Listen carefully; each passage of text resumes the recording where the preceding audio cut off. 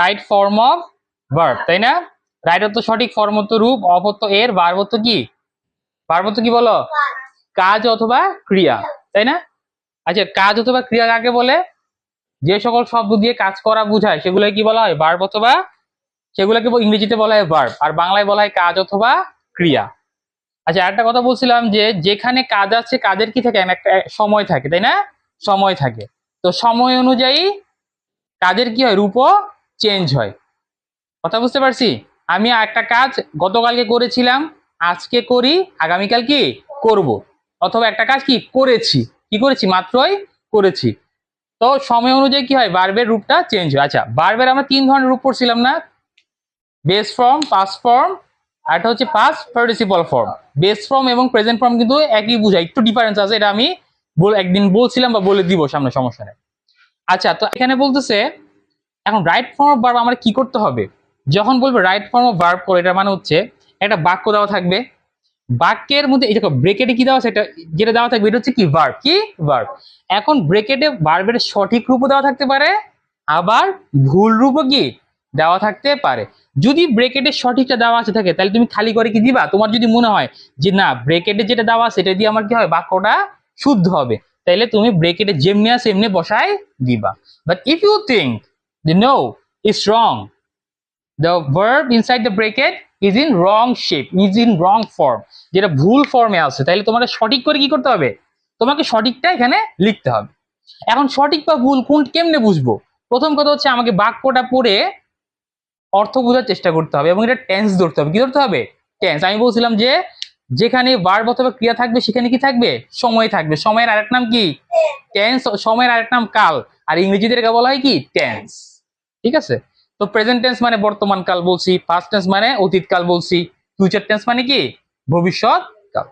আচ্ছা, আমি পড়ি। I dash go to school every day. যখন একটা বাক্যে এভরিডে থাকবে মানে প্রতিদিন বুঝাবে, এটা থাকে তখন বুঝতে হবে এটা কি, কিসে আসতে হবে? টেন্স কিসে থাকবে? Present tense. কি টেন্স? Present tense. তো দেখো এখন আমি কি বসাবো এখানে? গো বসাবো। কি বসাবো? আচ্ছা, আই এর সাথে কি গোজ হবে?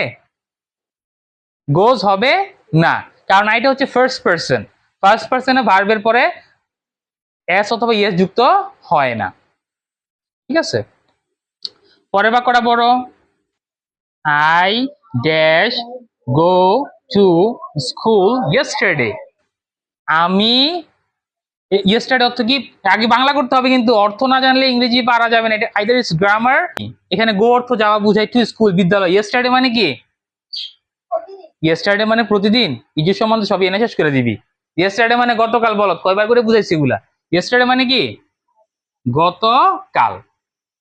এভরিডে মানে প্রতিদিন। ইয়েস্টারডে মানে কি? গতকাল। আচ্ছা, গতকালকে আমি বিদ্যালয়ে কি হবে? গিয়েছিলাম। গতকাল আমি বিদ্যালয়ে গিয়েছিলাম। তো গিয়েছিলাম মানে গো অর্থ তো যাওয়া বুঝায় বা যাই বুঝায়। তো গিয়েছিলাম ইংলিশ কি? ওয়েন্ট। গো এর পাস্ট ফর্ম হচ্ছে কি? ওয়েন্ট। যখন বলছে গিয়েছিলাম তার মানে অতীতে বুঝাইছে, আর অতীত মানে এখানে টেন্স কি হবে? Past tense. কি হবে? First tense. কি হবে? First tense. তো পাস্ট টেন্সের ক্ষেত্রে কি করতে হবে? ভার্বের কোন ফর্ম? ভার্বের পাস্ট ফর্ম ব্যবহার করতে হবে। তাহলে গো এর পাস্ট ফর্ম কি? ওয়েন্ট। কি? ওয়েন্ট। গো এর পাস্ট ফর্ম কি? ওয়েন্ট। এখন লিখবা না, এখন লিখবা না, আগে সব বুঝে তারপর লিখবা। গো এর পাস্ট ফর্ম কি? ওয়েন্ট। তাহলে ওয়েন্টটা কেন হয়েছে? আগে আমি পুরো বাক্য পড়ছি, পড়ে দেখতেছি যে এখানে গতকালকে বুঝেছি। কি বুঝেছি? গতকালকে মানে বাক্যের টেন্সটা কি আছে? ভার্বের টেন্সটা কি আছে? অতীতে আছে। কি আছে? অতীতে। তো অতীত হইলে ভার্বের পাস্ট ফর্ম হবে কি ফর্ম হবে? পাস্ট ফর্ম হবে। তো গো এর পাস্ট ফর্ম ওয়েন্ট আমি বসাই দিলাম। তাহলে কিন্তু আমার ভার্বেরও তিনটা ফর্ম জানা যাচ্ছে। প্রত্যেকটা ভার্বের তিনটা form, present form, first form, আর হচ্ছে কি ফার্স্ট পার্টিসিপল ফর্ম। এই তিনটা ফর্ম আমাকে কি করতে হবে? জানা থাকতে হবে। এগুলো আমি লিখেও দিয়েছিলাম তোমাদের খাতায়। আচ্ছা, এরপরে কি লিখছি পড়ো।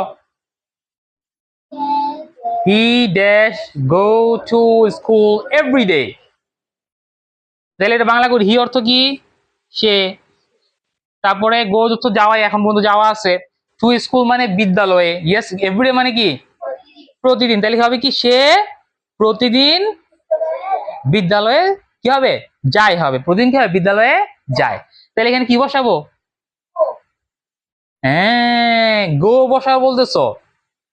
ঠিক আছে, এখানে গো ঠিক আছে, গো বেস ফর্ম বসবে, কিন্তু গো এখানে হি এর কারণে কি আরে গো থাকবে? গোজ হবে, কি হবে? কি হবে?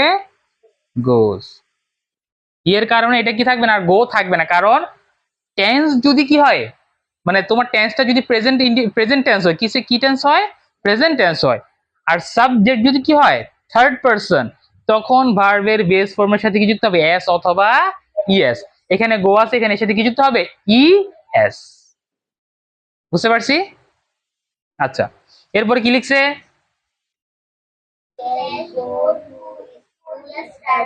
হি dash go to school yesterday. সে, বল বাংলা করো, এটা বাংলা করতে হয়, বাংলা করো।